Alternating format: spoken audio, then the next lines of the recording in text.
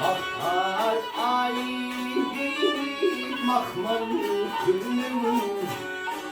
bana evsin ateşe aşık men asla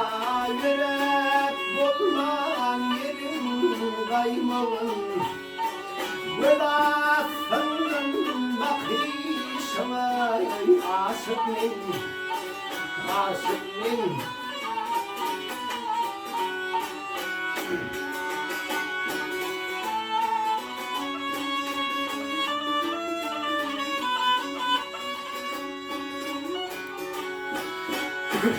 Kışın